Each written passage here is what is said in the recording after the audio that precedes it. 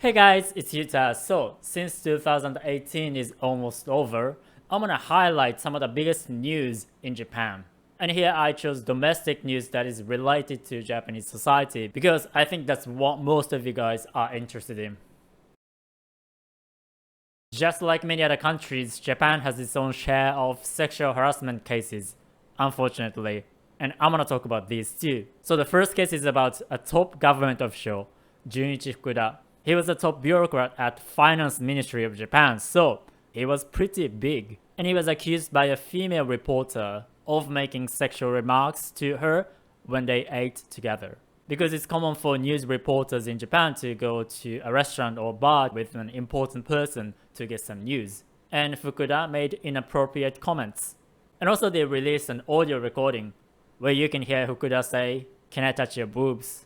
or "Can I hold you?" Fukuda kept saying he didn't recall anything, but in April, he resigned. And after the scandal, several female reporters also shared their stories of sexual harassment. The next scandal is about the mayor in Komai City in western Tokyo. In this case, 4 employees of the municipal government said they were sexually harassed by the mayor. The mayor resigned in June. Okay, let's talk about something straightforward before going into something more complicated. So I'm gonna talk about celebrity scandals.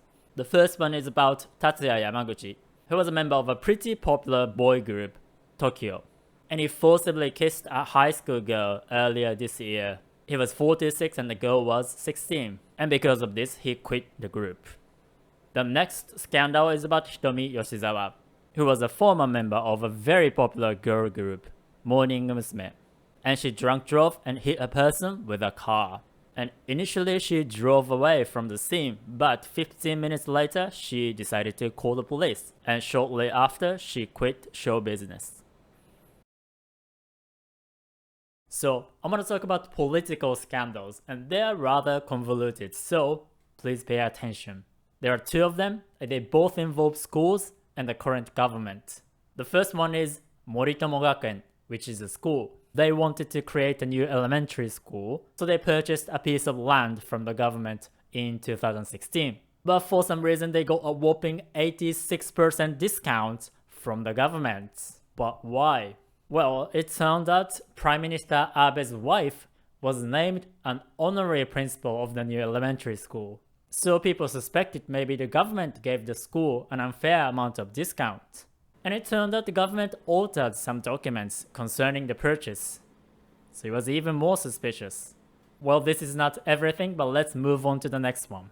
The next one is also about a school, Kake Gakuen. And in 2017, the government gave the school permission to open a new veterinary school. It was kind of a big deal because for 52 years, nobody was allowed to open a new veterinary school. Now, here's the controversial fact. The head of the school is a longtime friend of none other than Prime Minister Abe.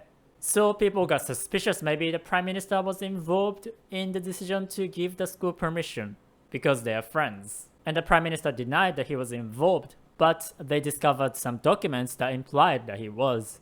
And again, this is a very simplified version and there's much more to both scandals. But I don't want you to get bored, so let's move on to the next one. So this one's pretty big because it's about domestic terrorism in Japan in the 90s. There was a Japanese cult group called Omu Shinrikyo, and they committed a mass murder.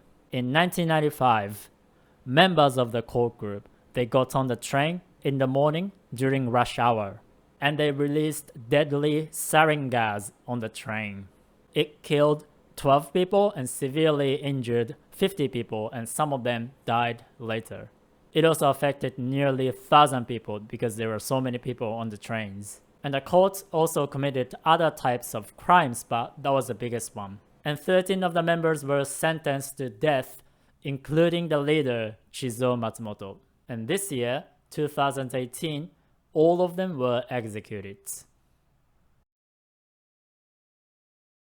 So there were many sports scandals in 2018. And the first one is sumo. In January, a top-ranked referee was suspended because he sexually assaulted a teenage referee last year when he was drunk. Now, sumo is a rather sacred sport in Japan, so imagine a very important person sexually assaulted a minor. Doesn't sound good, does it?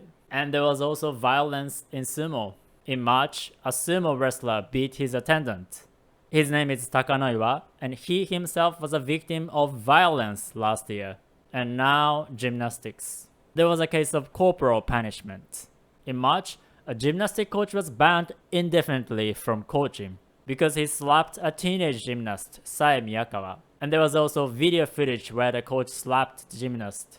Now, this became pretty complicated because shortly after, the gymnast protested the banning of the coach and said she wanted her coach back.